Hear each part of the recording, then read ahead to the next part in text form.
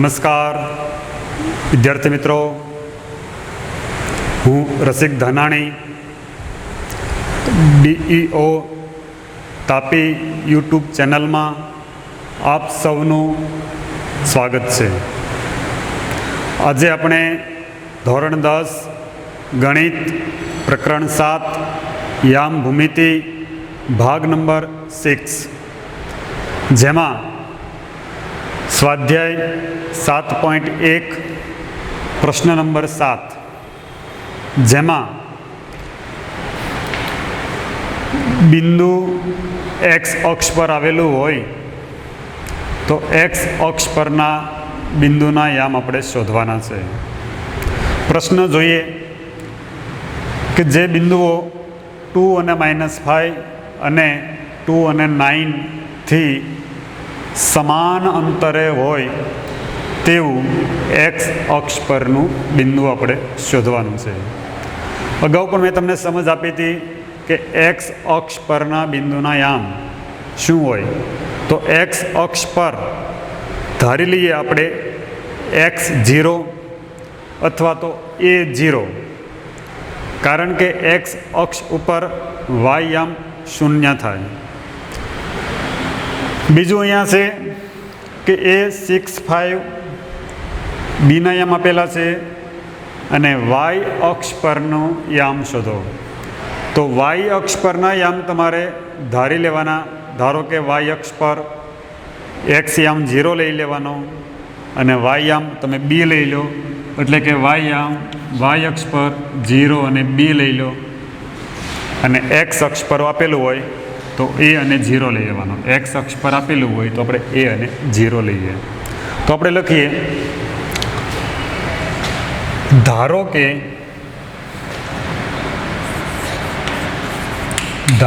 કે એક્સ અક્ષ પરના બિંદુના યામ એક્સ અક્ષ પર બિંદુના યામ x0 અથવા તો a0 લઈ લો, a0। હવે લખ્યું છે એક સંખ્યા રેખા આપણે દોરીએ। સંખ્યા રેખા દોરીએ। આ સંખ્યા રેખા ઉપર એક બિંદુ આપણે લઈ લઈએ। ધારો કે બિંદુ એ જેના યામ 2 -5। અહીંયા બિંદુ બી લઈએ જેના યામ -2 અને 9। તો બંને બિંદુઓથી સમાન અંતરે હોય તેવું આપણે કોઈ બિંદુ આપણે પી ધારી લઈએ કે ધારો કે આ બિંદુ પી જે એ અને બીથી સમાન અંતરે છે, બરાબર અહીંયા બિંદુ આપેલું છે, એનો અર્થ એવો થયો। તો આના એમ આપણે લઈ લઈએ, ધારો કે a0। તો એ થી પી સુધીનું અને બી થી પી સુધીનું આ બંને અંતર સમાન છે। બંને અંતર સમાન છે તેથી આપણે લખી શકીએ કે પી એ બરાબર પીબી થાય। કેમ પી એ બરાબર પીબી થાય? કારણ કે એ થી પી સુધીનું અને બી થી પી સુધીનું બંને અંતર સમાન છે। અહીંયા લખેલું છે રકમની અંદર સમાન અંતરે હોય, બરાબર। તેથી આપણે ધારી લીધું અને હવે બંને બાજુ આપણે વર્ગ કરી દઈએ તો આમ થશે pa² = pb²। યાદ કરો અંતર સૂત્રને આપણે યાદ કરો। શું અંતર સૂત્ર થશે? તમને થશે કે અહીંયા વર્ગમૂળમાં કેમ ન લીધું? કારણ કે છેલ્લે આપણને સાદરૂપ આપવામાં તકલીફ પડશે, એટલા માટે આપણે એને વર્ગના સ્વરૂપમાં આપણે લખીએ pa²। પી એ એટલે આપણે x1 x2 y1 y2 આ રીતે આપણે લખી શકાય। તો આપણે લખીએ x1 એટલે કે એ માઇનસ 2 એનો વર્ગ પ્લસ 0 માઇનસ -5 એનો વર્ગ equal to PB square. PB એટલે x1 x2 y1 y2 તો લખીએ એ માઇનસ, અહીંયા માઇનસ છે એટલે -2 પ્લસ 0 -9 એનો સ્ક્વેર. તો આટલી દરેકને સમજ પડી હશે. આગળ આપણે આનું સાદરૂપ આપીએ કે a-2 એનો સ્ક્વેર. તો દરેક વિસ્તરણ સૂત્ર યાદ કરો. આવું આપણી પાસે સૂત્ર હતું કે a-b એનો સ્ક્વેર હોય તો સૂત્ર શું થાય? તો કે a square minus 2ab plus b square. આ એનું સૂત્ર હતું. પ્રથમ પદનો વર્ગ માઇનસ હોય તો માઇનસ, પ્લસ હોય તો પ્લસ, 2 ગુણ્યા પહેલું પદ ગુણ્યા બીજું પદ વત્તા બીજા પદનો વર્ગ. તો આ મુજબ આનું આપણે વિસ્તરણ કરીએ. જો એનો વર્ગ માઇનસ એટલે માઇનસ 2 પહેલું પદ ગુણ્યા બીજું પદ, પહેલું ગુણ્યા બીજું વત્તા બીજા પદનો વર્ગ પ્લસ માઇનસ માઇનસ પ્લસ એટલે કે 5 એનો વર્ગ ઇક્વલ ટુ. એ જ પ્રમાણે અહીંયા માઇનસ માઇનસ શું થશે? તો કે પ્લસ થશે. એટલે માઇનસ માઇનસ પ્લસ એટલે થશે કે a પ્લસ 2 એનો સ્ક્વેર. તો જુઓ, તો આનું શું થશે? તો કે પહેલા પદનો વર્ગ વત્તા 2 એને ગુણ્યા પહેલું પદ ગુણ્યા બીજું પદ વત્તા બીજા પદનો વર્ગ.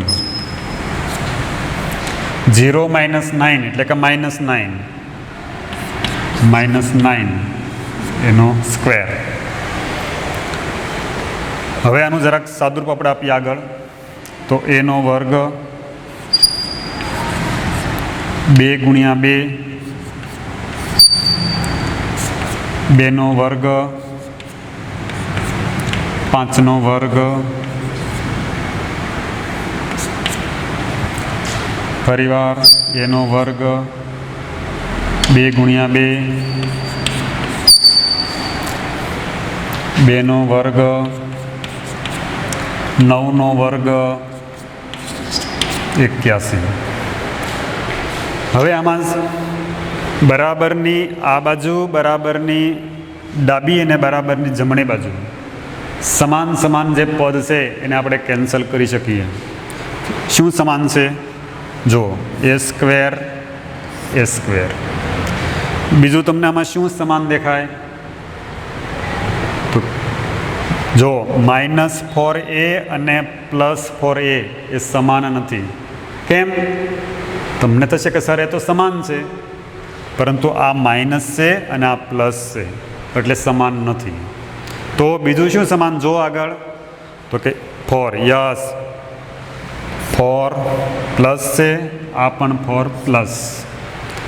બરાબર. તો હવે આપણી પાસે અહીંયા શું રહ્યું? જો અહીંયા રહ્યા તમારી પાસે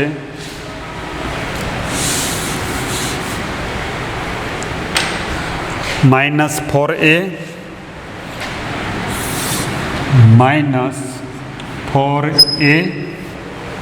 પ્લસ 25 ઇક્વલ ટુ આ બાજુ તો કે +4a પ્લસ 81. જો એ વાળા એની કિંમત શોધવી હોય તો એ વાળા પદ આપણે એક સાઈડ મૂકીએ અને અચળ પદ પેલી બાજુ જવા દઈએ. તો -4a અને આ 4a ને આપણે અંદર લઈ લો એટલે માઇનસ થાય, નિશાની બદલાઈ જાય, -4a ઇક્વલ ટુ 81, અને પેલી બાજુ લઈ જઈએ તો પ્લસ છે, અને પેલી બાજુ લઈ જઈએ તો માઇનસ થશે, -25. બોલો આનો જવાબ કેટલો આવશે? યસ, આનો જવાબ આવશે -8a, minus minus plus equal to, બાદબાકી કરો, કેટલા આવશે? 656. તો પ્લસ આવશે કે માઇનસ? તો આ બંનેની અંદર તમારે જોવાનું મોટું પદ કોણ? તો કે 81. 81 કહેવા તો કે પ્લસ, એટલા માટે મોટા પદની નિશાની. 8 આના છેદમાં ગયા, એ ઇક્વલ ટુ, આ નિશાની માઇનસ આ પદને આપી દો, -56/8, માટે એ ઇક્વલ ટુ 8 ગુણ્યા 7 કરો એટલે -7. તો એ બરાબર તમને કિંમત મળી -7. તો એ એટલે શું? તો જુઓ, એક્સ અક્ષ પરના બિંદુના આયામ એ અને 0, એની કિંમત મળી -7, તો -7 અને 0 લખી શકાય. માટે એક્સ અક્ષ પરના બિંદુના આયામ શું થાય? માટે એક્સ અક્ષ પરના બિંદુના આયામ શું થશે? તો કે -7 અને 0. બરાબર. તો આ દાખલામાં દરેકને સમજ પડી હશે, તો આનો તમે સ્ક્રીનશોટ લઈ લેશો.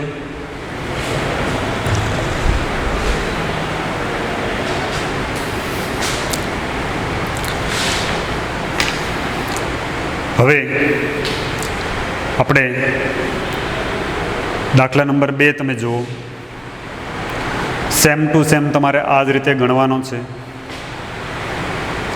અહીંયા વાય અક્ષ પર આપેલું છે,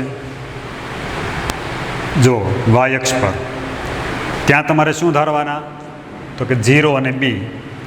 અહીંયા મેં ધારેલું એ અને 0 ધારેલા, ત્યાં તમારે ધારવાનું 0 અને બી, રાઈટ. અને આ જ રીતે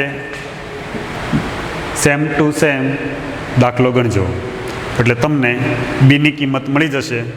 એટલે કહી શકાય, માટે વાય અક્ષ પરના બિંદુના યામ 0 અને અહીંયા જે કિંમત મળે તે. ઓકે. હવે દાખલા નંબર 8 ઉપર જઈએ આપણે.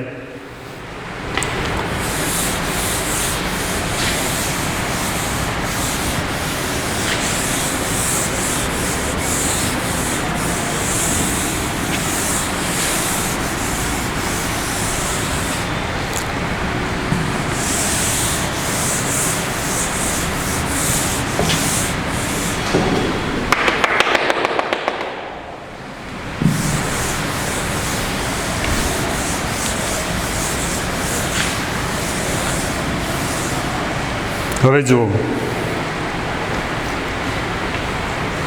આ જ પદ્ધતિ, આ જ મેથડ, પરંતુ અહીંયા એક રેખા ઉપરના બે બિંદુ આપણને આપેલા છે. એક બિંદુ પી છે, બીજું બિંદુ ક્યુ છે. પીના યામ 2 - 3, ક્યુના યામ 10 અને વાય. એ બંને વચ્ચેનું અંતર આપી દીધું છે. આપણે અંતર નથી શોધવાનું, તો શું શોધવાનું? તો અહીંયા વાયની કિંમત આપેલી નથી, તો વાયની કિંમત આપણે શોધવાની. અંતરસૂત્રનો, સરસ મજાના અંતરસૂત્રનો ઉપયોગ કરી અને વાયની કિંમત આપણે શોધવાની છે.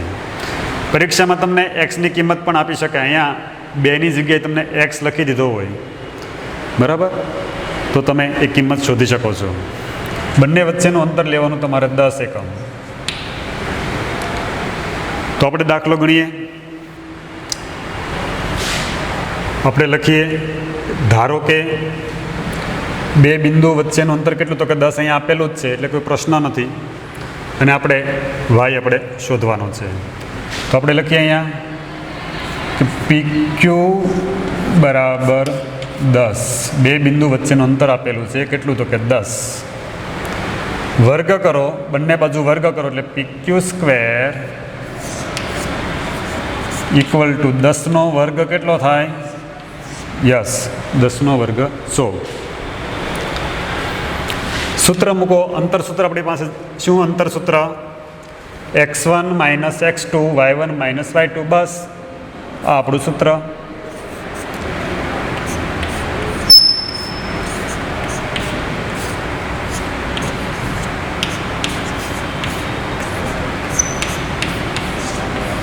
ચાલો, આટલું મુકાઈ ગયું.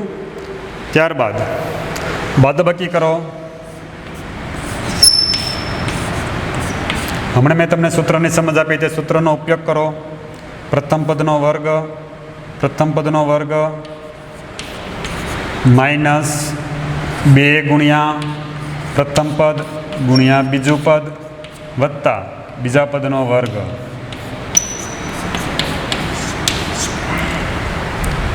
8નો વર્ગ કરો, 3નો વર્ગ માઇનસ અને માઇનસ પ્લસ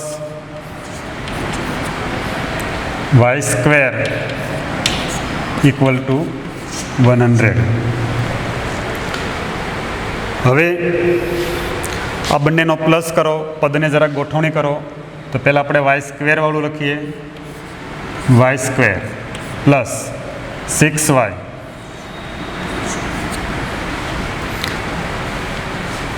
ફોર અને 9 બંનેનો સરવાળો કરો એટલે 64. સમજો 64 અને એમાં તમે 9 ઉમેરી ગયો. 9 ને 4 એટલે 73. 100 ને અંદર લઈ લો એટલે માઇનસ થશે ઇક્વલ ટુ 0. બરાબર. આગળ જુઓ. વાય સ્ક્વેર પ્લસ 6y 100માંથી 73 બાદ કરો એટલે 27. કેવા? તો કે માઇનસ ઇક્વલ ટુ 0. બરાબર.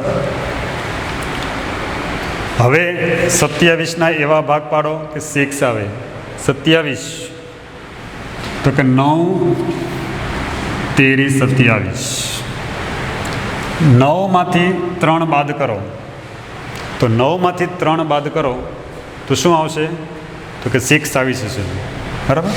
અહીંયા પ્લસ એટલે મોટાને પ્લસ આપવાની, નાનાને માઇનસ નિશાની આપી દેવાની. એટલે થશે y plus 9 y minus 3 equal to 0. માટે y प्लस 9 इक्वल टू 0 और y माइनस 3 इक्वल टू 0. 9 पहली बाजू जाए એટલે y बराबर -9. 3 पहली बाजू जाए એટલે y इक्वल टू 3. तो અહીંયા y ની કિંમત શોધો.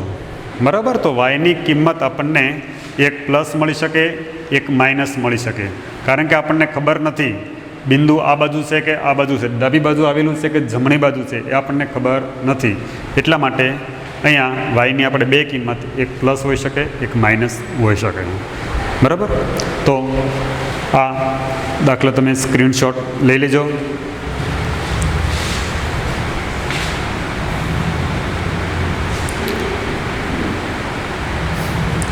તો આ ટૉપિક આપણે અહીં સુધી રાખીએ છીએ. આભાર.